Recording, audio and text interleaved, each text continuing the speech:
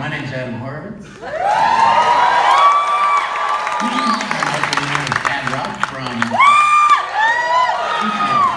Mike and I wrote a book. It's this book right here. It's available in the marketplace. You can purchase. Marketplace sounds kind of like for used books. Soon it will be. Cut out to say it. So at any rate, we don't know what this is tonight, but it's a thing, and you can't get a refund, so we're all here. So we're in this together, guys. Yeah. So we're gonna tell some stories.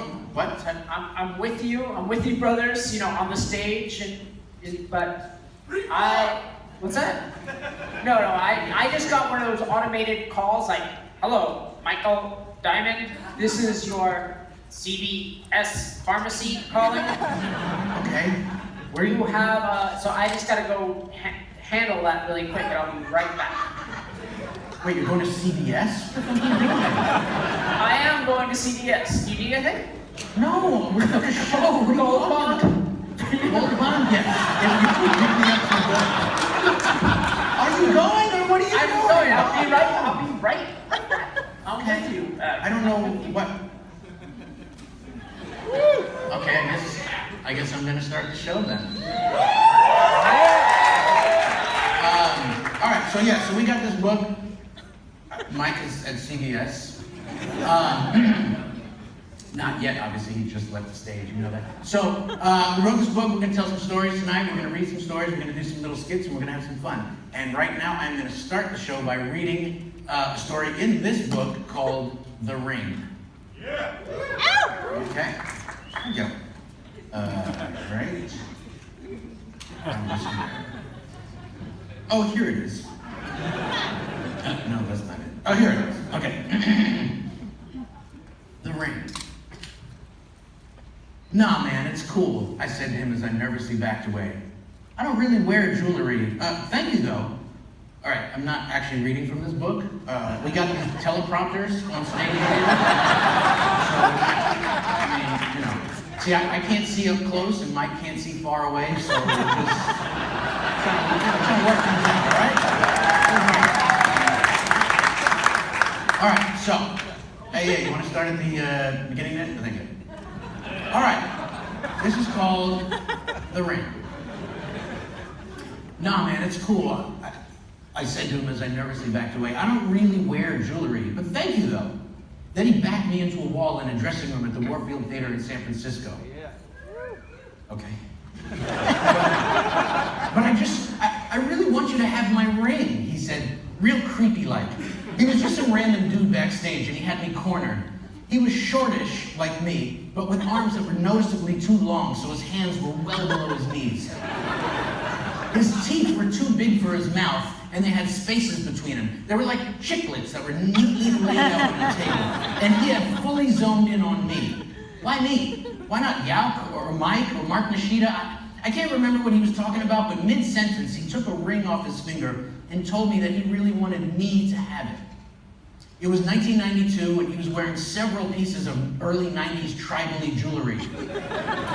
And the thing that he kept pushing on me was a silver-colored ring that looked like it had iron crosses on it. And the only way to stop what was happening was to just accept the ring and say thank you.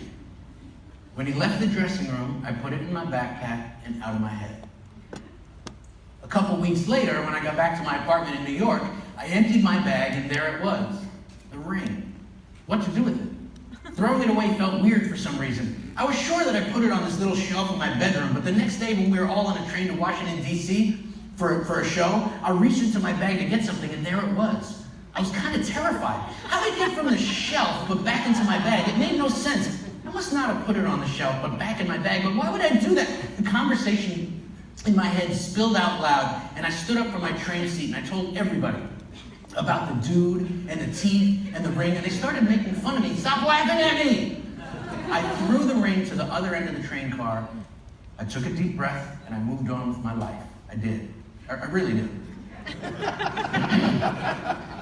Cut to Santiago, 2007. I was in my hotel room, I'm packing my bags to meet everybody downstairs in the lobby, and I reach in my backpack, and there it was again, the ring! I fucking froze. Suddenly I was in that oh no moment of every scary movie I'd ever seen. You know, when the person finds out who the murderer is and the murderer's standing right behind them, what the fuck? I rushed down to the lobby in full panic mode and to tell everybody about the ring. I found the ring, I got the ring. The ring? Yeah, remember? That dude in San Francisco who made me take his creepy jewelry from his intensely oversized limb? How he smiled at me with his fucking picket fence grill? No one seemed to care. They were like, oh, wow, ring? Oh, that's peculiar. I was left standing there with a fucking horror show in my backpack. Now, I'm not a whatevs type of cat, and this was some fucked up shit. And I couldn't shake it. There was a little fountain outside of the hotel, and so I went to it, and I had a private moment of observance with the ring. Stop doing this to me.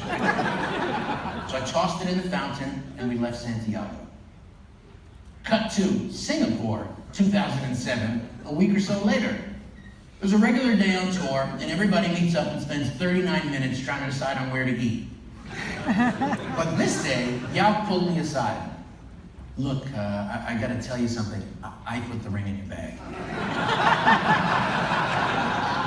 Now, obviously my response was, what? Yeah, you remember when we were on that train to DC and you threw the ring across the train? Well, when you went to the food car, I looked around and I found the ring and I put it in my bag. Wait, what? That was 15 years ago!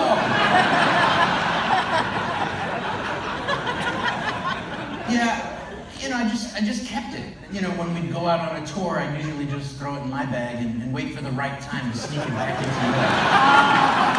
No fucking way! I wasn't gonna tell you, but you seemed so genuinely freaked out that I feel bad seeing you this way. So I had to tell you, put your mind at ease. Cut to me now. Seriously though, who fucking does that? Who has the prank stamina to hold it back for 15 years?